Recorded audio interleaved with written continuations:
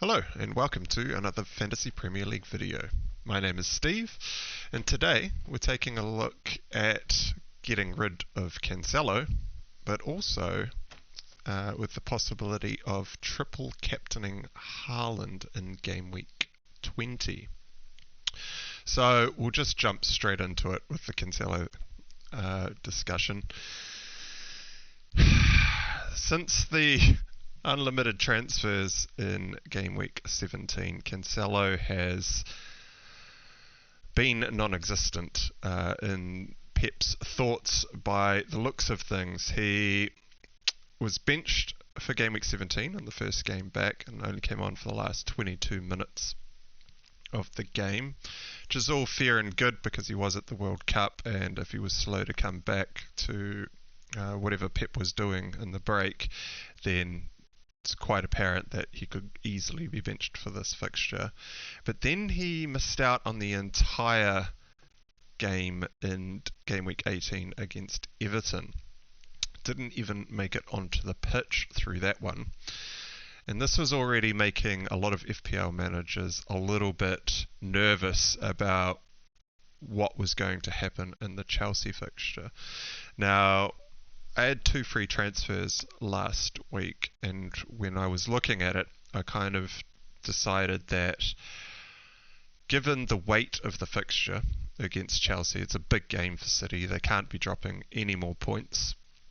With Arsenal at that point was 7 points clear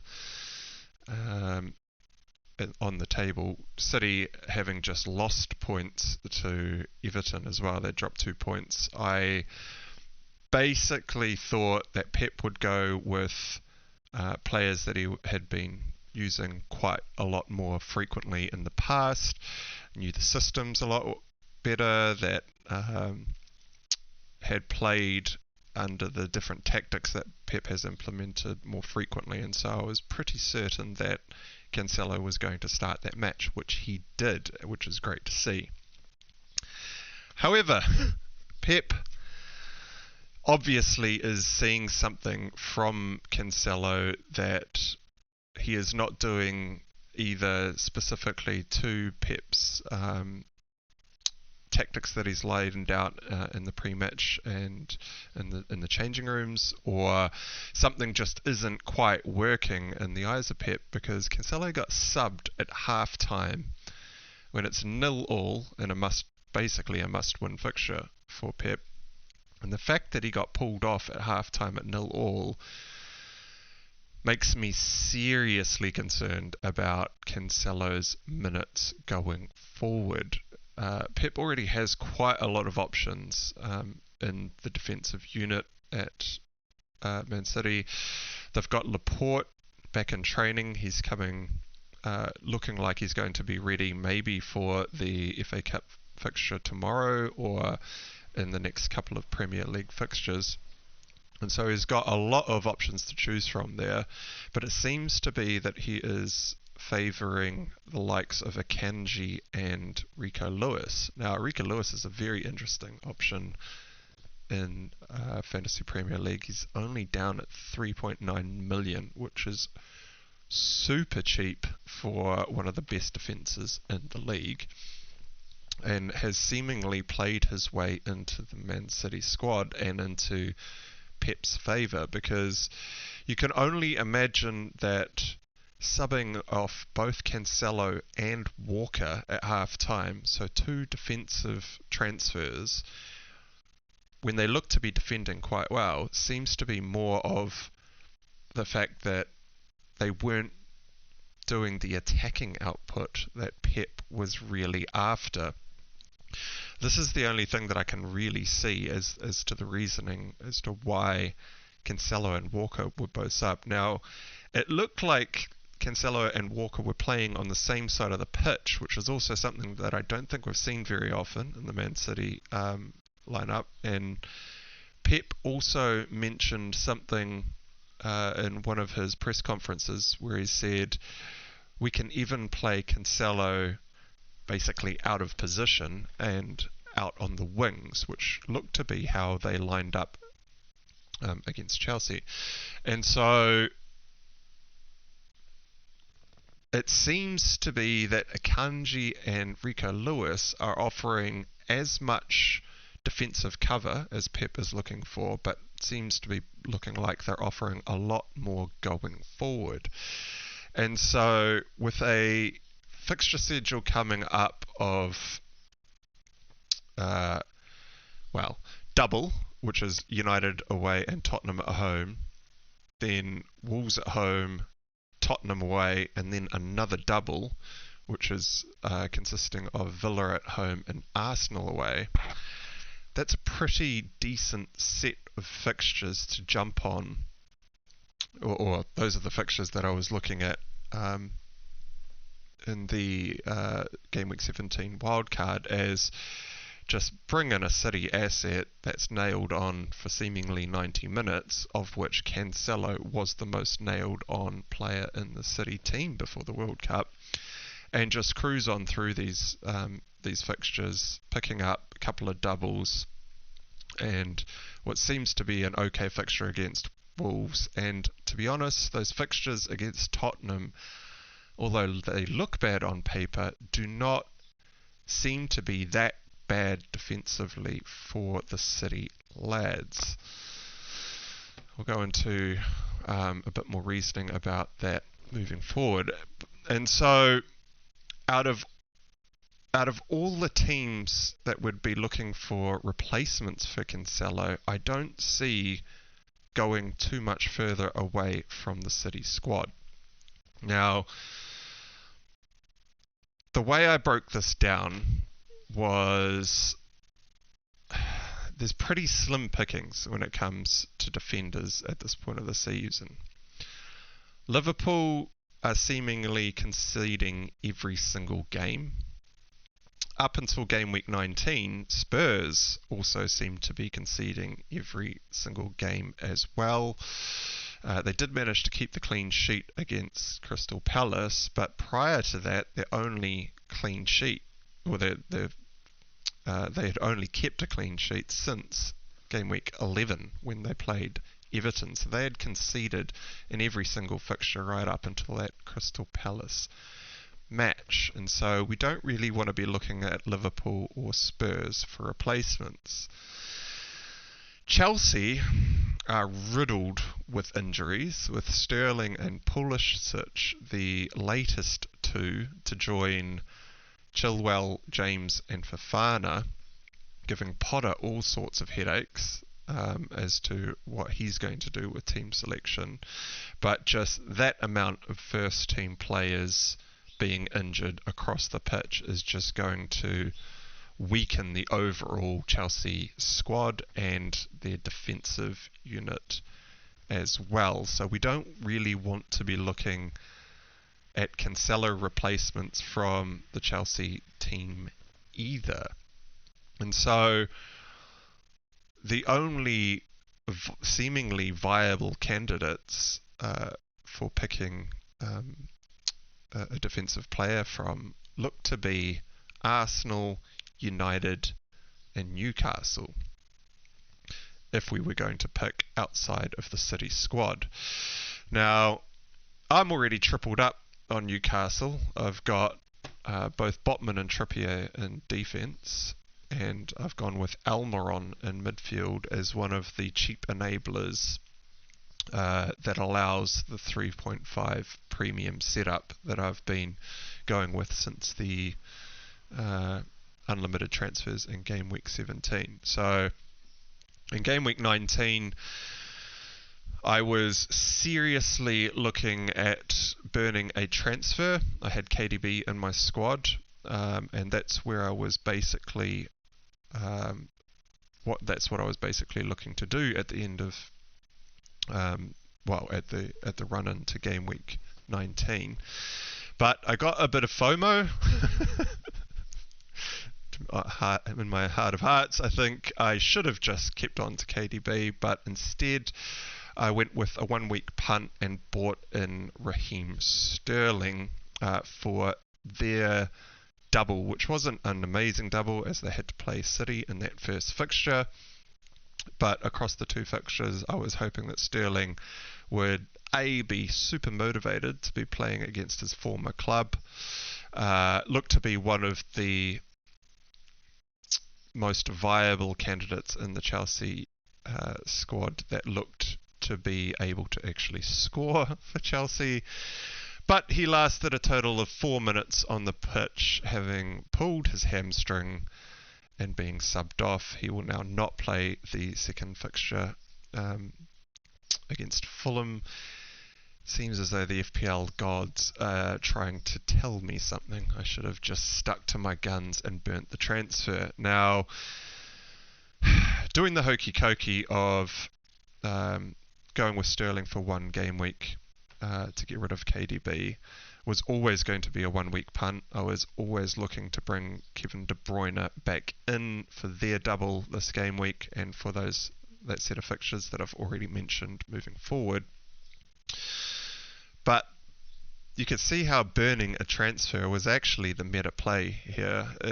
Obviously, I've got super unlucky with the fact that Sterling got injured and won't feature in that Fulham match, which is really the Fulham match that we were looking at, where I thought Sterling could potentially outscore De Bruyne.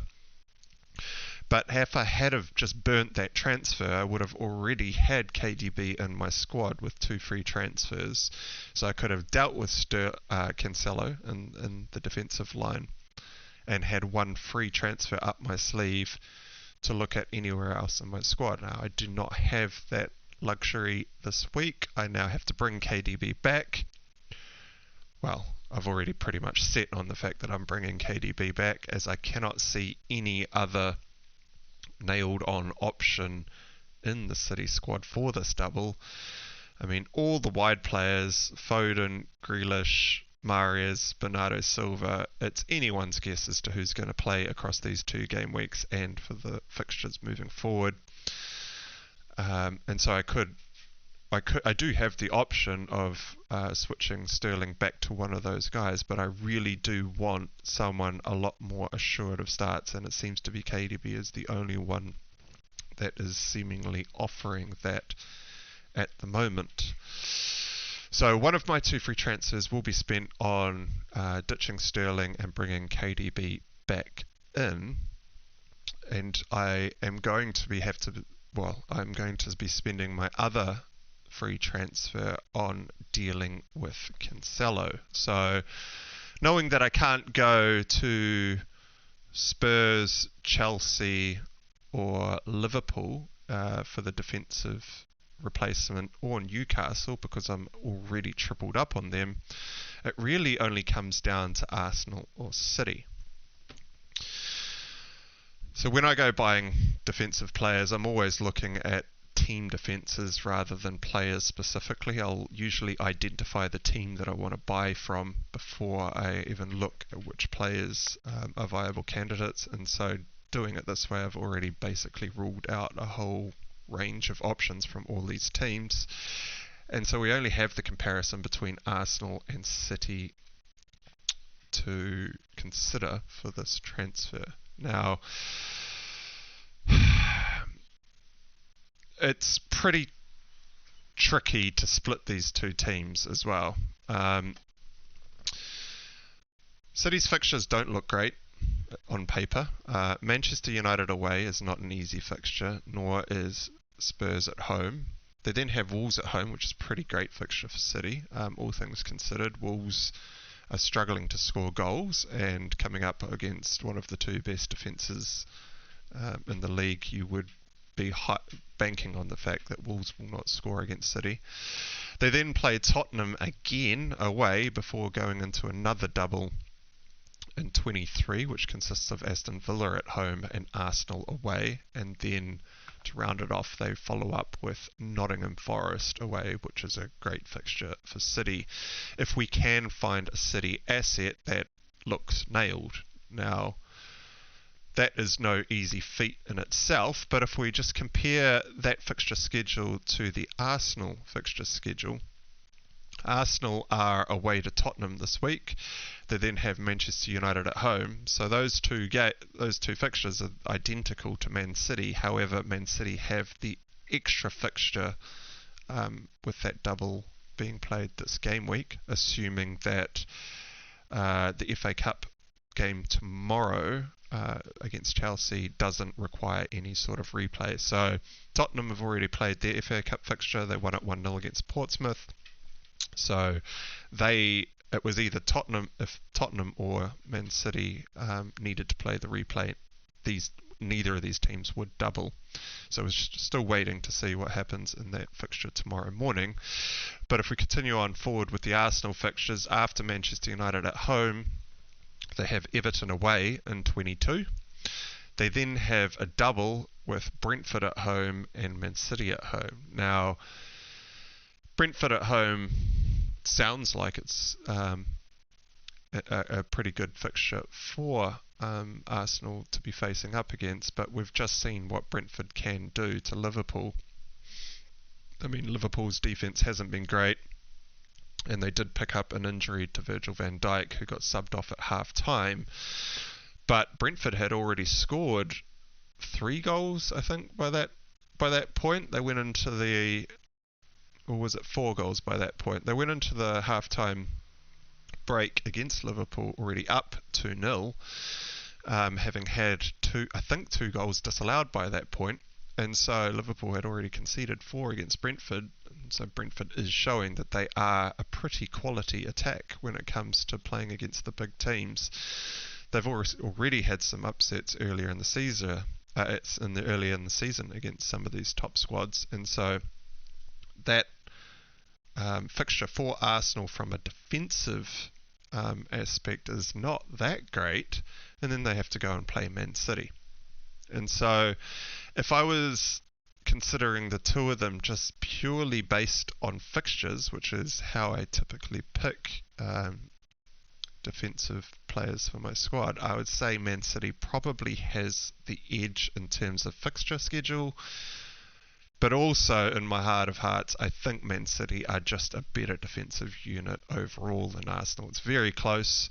Arsenal have been great defensively all season. I'm not saying they're a bad defensive unit in any sense, or I'm not hinting at that at all, but I think Man City do edge it when it comes down to just the overall squad, really. And so, with Man City being probably the bit of a defensive team, they also have that extra fixture, assuming that double is confirmed tomorrow morning after the FA Cup match.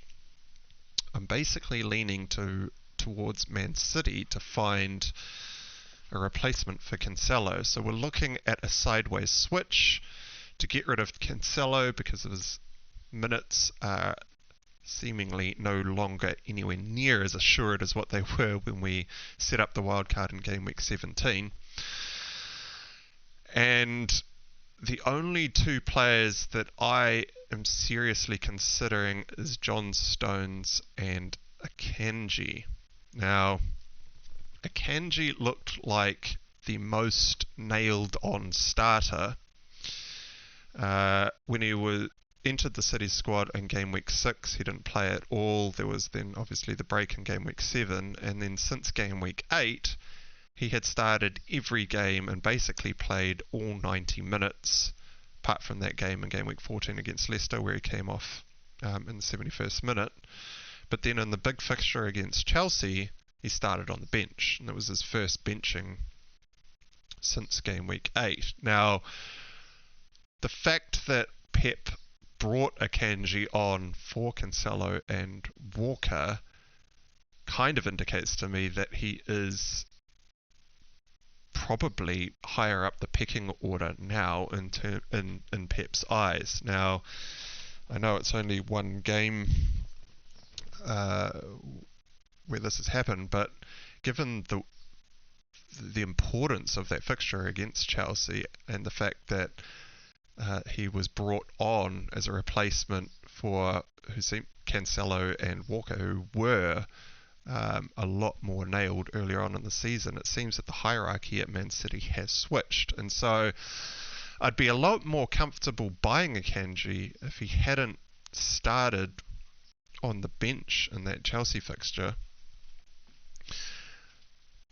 I don't want to read into the fact that he did come on at half-time. I mean, we could make the call that potentially he is the first choice defender in Pep's eyes now, but just going off one fixture and to be buying for the next 6 weeks seems to be a little bit risky. I mean, Akanji is only 5 million, and so if you already have a pretty strong bench out there, you could quite easily bring in Akanji, and if he does happen to miss the odd fixture, just play one of your bench members.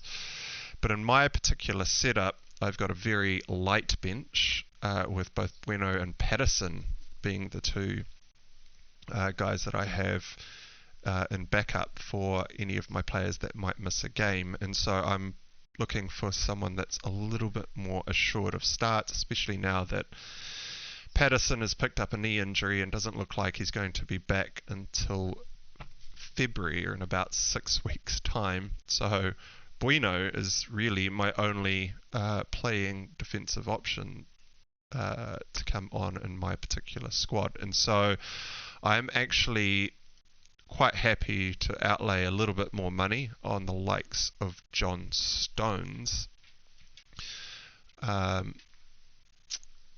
to bring into my team. Now, Stones has started every game since game week 14, played 90 minutes in every single match. He has missed these 4 fixtures in game weeks 9, 10, 11 and 13. And earlier on in the season, he looked to be a bit more nailed with his run of starts. But it's actually Pep's comments that makes me think that Stones is a bit more nailed because of his ability to be a bit more of a utility player.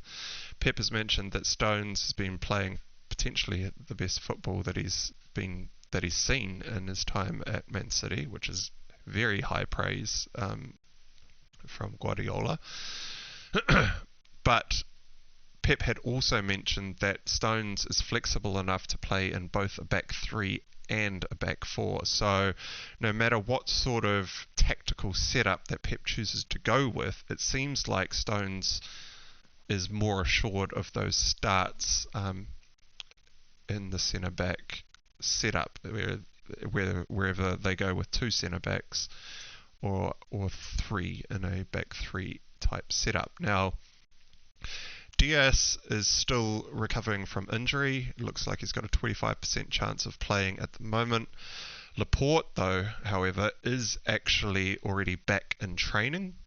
And so we could see a first start from Laporte in the coming game weeks. And whose spot Laporte takes, if he even is able to work his way straight back into the squad, is anyone's guess, but I would be more inclined to think that Stones is probably a bit more assured of starts given his current track record and the comments from Pep. And so for me, in my particular team, I am leaning a bit more towards John Stones as the replacement for Cancelo. Now, if I did have a stronger bench, I would probably be looking more at Akanji or even Rico Lewis, who seems to be a favourite of Pep, down at 3.9 million, so super cheap option to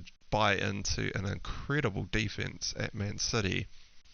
And so if your team structures out there allow it, I would be seriously considering Rico Lewis as long as you have some sort of defensive coverage on your bench. But in my particular setup, I do not have that luxury, and so I am swerving Rico Lewis as an option. So that's the Cancelo reasoning on why I think I need to especially get rid of Cancelo. 7.1 million is quite a lot to be having in defence for a guy who's not even assured of starts at the moment. The next big talking point is whether or not we triple captain Haaland this game week. Now, On paper, the double doesn't look amazing. Manchester United away and Tottenham at home. However, this kind of works in Haaland's favour, as he's probably even more nailed on to play the full 90 minutes for both these matches, where he will probably only get pulled from either of these games early if City are absolutely dominating the match. I would suspect that Haaland is probably going to play the full 180 minutes. Now, as I've already said, Tottenham's defence hasn't been prolific to date, and so coming up against the attacking prowess of Man City, I would bank on the fact that City will score a goal, probably even two. It could even be a complete and utter blowout. I wouldn't at all be surprised if Man City came away from this game scoring 3 or 4 goals.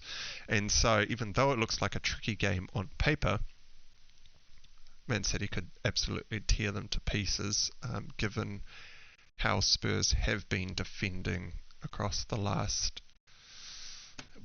8 game weeks, is it? So they got a clean sheet against Crystal Palace, then Aston Villa, Brentford, Leeds, Liverpool, Bournemouth, Newcastle United. They all conceded against all of those teams, with their last clean sheet coming against Everton in game week 11. And so you'd pretty much be banking on the fact that City score, and Haaland is the man that seems to be lapping up all the goals in this team. Manchester United away is the first game for City, and that is also not a great game on paper, but when City came, when United travelled to the Etihad in game week 9, they got absolutely demolished. Haaland got a hat-trick alongside Foden, who also got his hat-trick. Manchester United conceded 6 goals, and so yes, the Manchester United defence has been playing together a lot longer now and seems to be a bit more stable, but again, same rules apply. City could absolutely come out and wipe the floor with Manchester United. I would not be surprised at all to see that. I would say I think Manchester United have a more defensive unit than Tottenham at this point in the season, but we could still see 2 or 3 or even 4 goals go in this game. And so Haaland seemingly nailed for the full 180 minutes is a super bonus. Later in the season, when all the other doubles are rescheduled, they could be scheduled at any time. There could be more important Champions League fixtures to be played. There could be FA Cup matches that City could still be involved in that may get priority over league games. City are already scheduled for a double, as I've mentioned, in 23 against Aston Villa and Arsenal. However, when you see something like an Aston Villa fixture, if there was other games that looked a little bit more difficult that Pep maybe wanted to focus, we could see Haaland get rested in this Aston Villa fixture and he plays someone like Julian Alvarez up front, as it does look like a bit of an easier game on paper. Now that's the only other double that we are aware of at the moment. There will be other doubles in future, but as we get further along into the season, I mean, we don't even know. Haaland could be injured by game week 23, and potentially we don't even get the option to triple captain him in these game weeks. We could also find that the next good double for Man City is in some sort of massive double, and would much rather play the bench boost or some sort of free hit trip as opposed to the triple captain. And so for all of these reasons, I'm actually seriously considering chucking the triple captaincy chip on Haaland this game week. I mean, I think the triple captain is probably my most loathed chip in the game. It's on one game week where you kind of just have to get lucky. I mean, the captain chip is great across a whole season, because if you're always picking the best candidates across a full season, you should get the most points out of the captaincy chip, but for a 1 week punt where it's actually a triple captain, anything can happen. And so even if he comes out of this with, 2 points and 2 points, this has happened many times in the past in previous seasons where you go and captain Harry Kane for his seemingly amazing set of 2 very easy fixtures, and he came away with 1 point in the past. And so I'm quite used to a triple captain trip blanking. I'm a little bit, I guess, a bit more, I don't want to say flippant, but a bit more casual with the usage of this chip. But for all those reasons, I've definitely got Haaland, excuse me, looking like he's going to play both fixtures. The Tottenham defence isn't sound. Neither is the Manchester United defence. Yes, that double in game week 23 looks a little bit better, but do we even know if Haaland's going to play that Aston Villa fixture? And to be honest, that fixture against Arsenal is going to probably play out like a cup final. We could see a very cagey affair there. It could be very low scoring. And so, based on what we know now, I think this is probably the best option to triple captain the best striker in the league. Like, are we going to get many better options in future?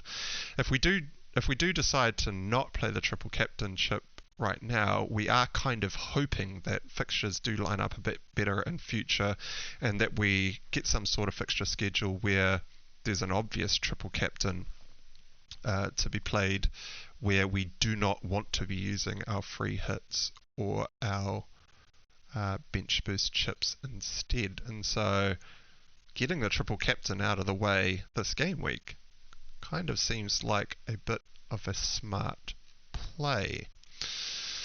Now, I'm not fully sold on it. I will obviously wait to see what happens in the FA Cup match tomorrow to make sure that they do still have a double and that there are no other injuries or bits of news that come out that severely change the footballing landscape. But if it kind of stays like this, I think I'm probably going to be triple captaining Haaland in game week 20.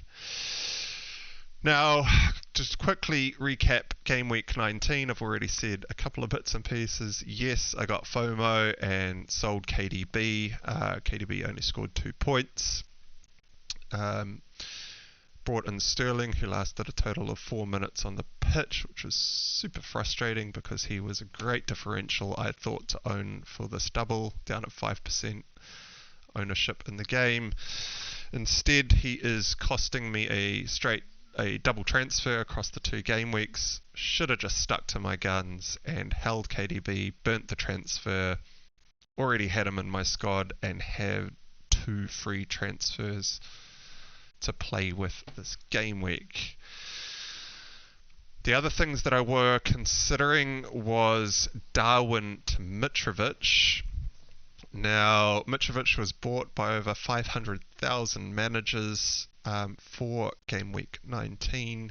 However, I still wasn't sold on the play. Darwin in game week 17 and 18 was getting an abundance of chances. Yes, he hasn't been finishing them, but if you keep getting chances, surely some of them are going to go in at some time.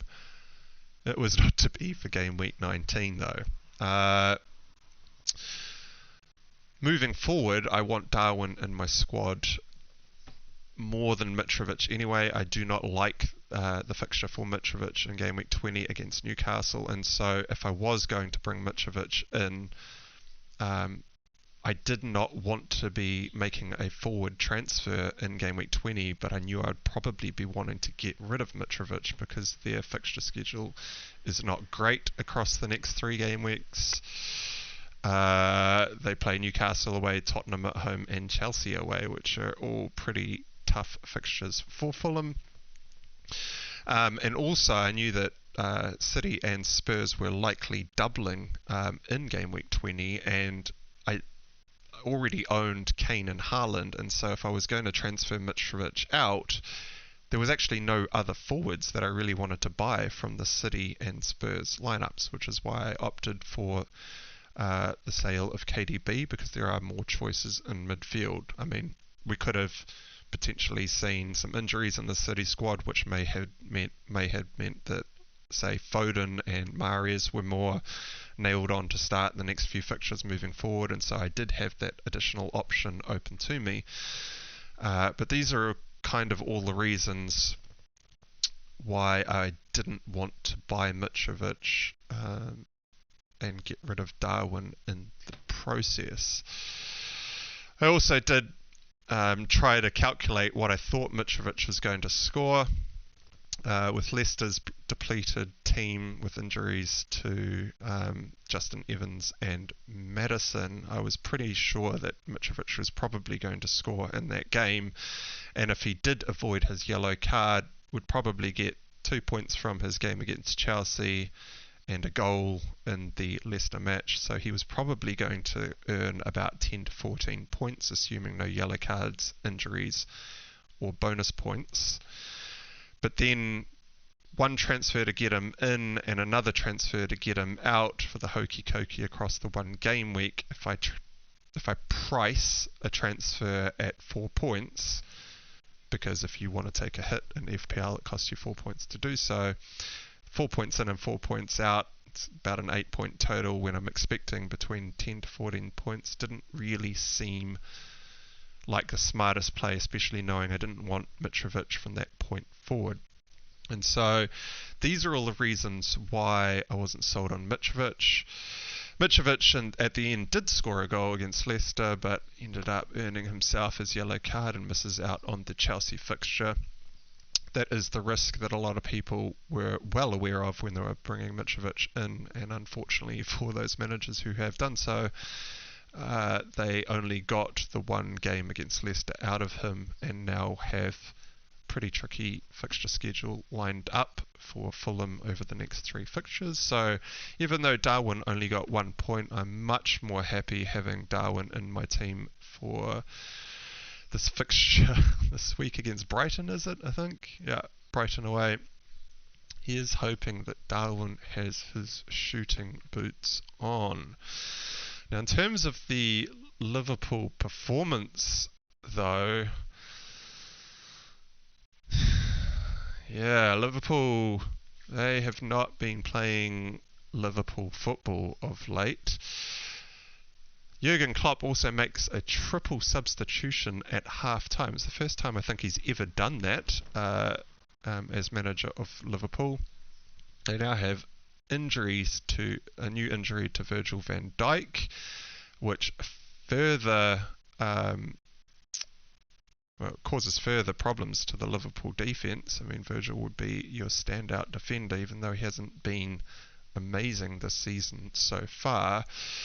But Robertson, Matip and Keita coming on for Tsimikas, Elliott and Virgil does not sound like the strongest set of transfers to be making at half-time. And so I think Liverpool are probably going to continue conceding moving forward, and hopefully that means that Darwin and Salah are having to play to score more goals moving forward in order for Liverpool to actually come away with the points. Salah actually had very little to speak of throughout the entire game too. He was pretty much largely non-existent in the attack and seemed to be playing the ball around out wide. And both him and Darwin were looking a little off the pace, even though Darwin did score, had his goal disallowed for offside, and had another very good chance to shoot. I think he was one-on-one with the keeper and completely shanked his shot wayward, which just goes to show that he is not really a finisher. He seems to be shooting the ball rather than finishing or placing the ball in the areas of the net where you're more likely to score. We will be holding on to Darwin because he just gets so many chances in all of these games that you've got to bank on the fact that some of them are going to go in sooner or later. I ended up sticking with Haaland as the captain over, well, my only other option in my team was probably Sterling or Andreas. There is no way in hell I was going to be captaining Andreas over Haaland. And Sterling didn't really fit the bill for a captaincy option. He was a 1-week punt. I wasn't expecting big things from him, and I did see that Man City would be able to break down the Chelsea team probably quite easily. It did not work out that way. It was only a 1-0 game where Haaland, I mean, he had his chances to score in that game. Didn't have a whole lot of chances. He could have come away with some points, but that is the way it goes. Now, I did have a quick look at how the captaincy broke down in game week 19 because it was a double game week, and I was quite interested to see what was going on there. Haaland was captained by 56.7% of all managers. Mitrovic was actually 9.9%, so right up near 10% of players, a little over 1.1 million players captained Mitrovic in game week 19. Salah was actually quite heavily captained as well at 8.3%, and then from there it just completely drops off from that point forward. So Haaland, without the double, is still being favoured by most FPL managers as the captain out there. Mitrovic, captain, obviously came away with the points there, but are now facing a pretty tricky set of fixtures for Mitrovic, so we will need to wait and see as to whether or not bringing Mitrovic in was the meta play. I also had a decision of to play Botman, Cancelo or Bueno. When I worked it through, I thought Bueno was highly unlikely to keep his clean sheet. Wolves have not been sound defensively, and Bueno has actually been getting pulled early. He does seemingly keep making the 60 minutes. Well, in the last two game weeks he has, with 78 and 72 in the last two, but only made 58 minutes the week prior. So Bueno went to the bench. I was pretty sure Cancelo was going to start, and my notes about Newcastle versus Arsenal were I was pretty sure that Newcastle were going to give Arsenal a very difficult game. Joelinton and Bruno Guimaraes in the middle of the pitch have been shielding that backline amazingly throughout the season so far. They are doing bits in midfield, even Longstaff to a certain extent, with his tactics of needing to come out at certain times to pressure the man on the ball, sitting in central defensive midfield. The tactics are just working amazing. Eddie Howe is putting his defensive unit together. Just what a turnaround, right? Eddie Howe, to me, in the past has always been a bit more of an attacking manager, but he is showing that he can put together some pretty solid defensive tactics, and the defensive players at Newcastle have been great all season. So I decided to stick with Botman.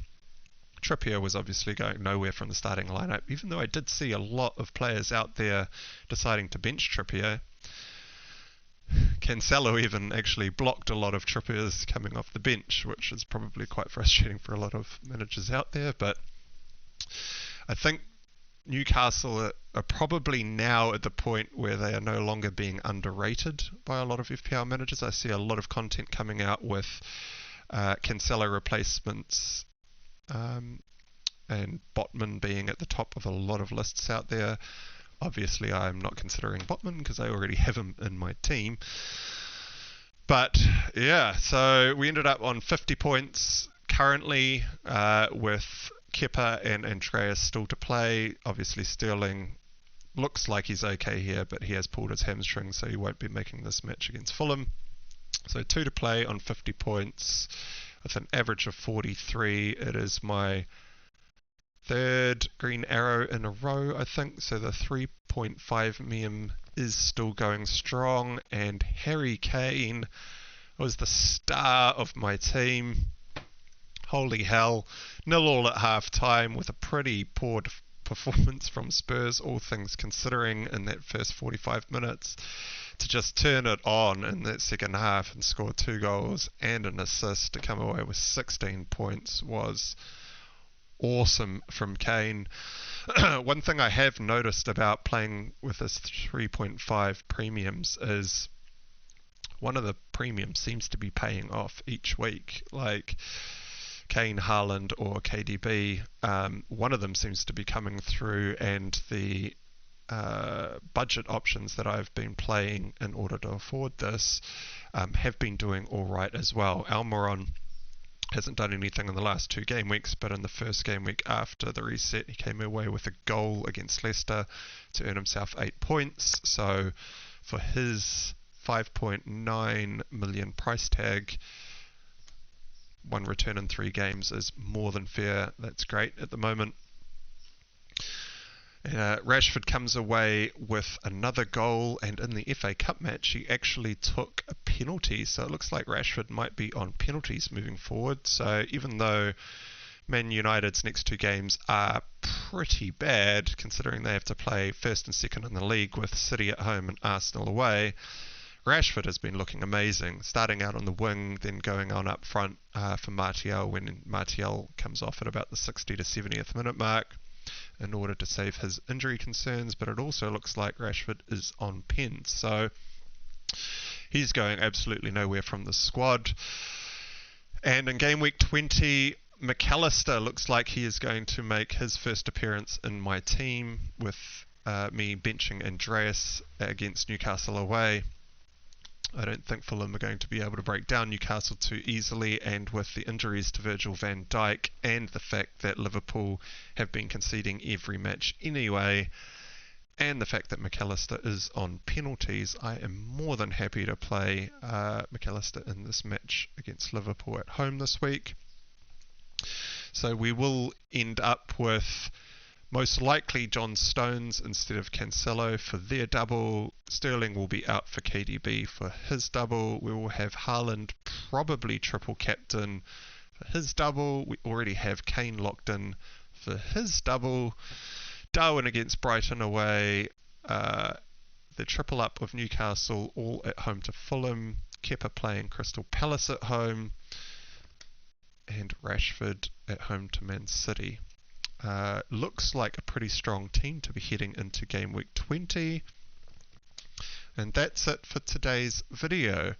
Oops, it's a lot longer than I was anticipating, so hopefully you managed to stick around this long through the video. If you did make it this far through, please do consider giving the video a like, and if you are new around here, hit the big red subscribe button and the bell icon to be notified about more FPL content coming your way. And until next time, I'll catch you again shortly.